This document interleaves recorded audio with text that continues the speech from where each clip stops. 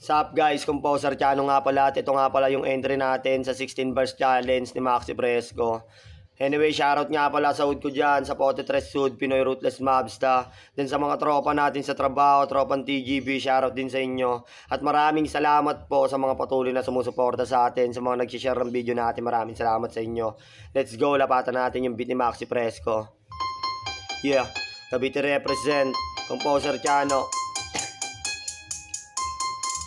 Ang dami ng harang sa kinilakaran, ako nga si Chano, handa nang lumaban. Bigay mo na beat, sige akin lapatan. Sino mang kalaban, di urungan. Pagkat ito na pagkakataon na, baka sakaling makilala nila. Tuloy sa pangarap, isasagad na hanggang sa ako na yung mauna. Di ba ang sabi mo sa akin na di ko kayan sumabay sa mga ganito. Halika't lumapit ka sa harap ko, sakit ang ipapadama sa iyo, hanggang sa maisipan mo na ako yung hindi magpapabata sa iyo. Sige makinig sa bitaw kong ito, ipapamukha kung sino ako. Ako nga si Chano nang galing Cavite, dala ang dugo ng pagiging makata. Laki sa kalsada, hindi atras, kahit sino pa dyan yung malakas. Di ako magpapatinag kahit na madami pa sa akin na una. Tuloy lang sa mga bara hanggang mga all God, ako ay mapuna. Salamat nga pala sa pag-imbita para ako ay makilala nila. Salamat na din sa iyo Maxi, dahil linayaan mong ako ay bumira. Tuloy lamang ako sa pagbitaw hanggang pangarap ko ay matanaw. Hawak ang mic at isisigaw, Cavite lamang ang merong bitaw.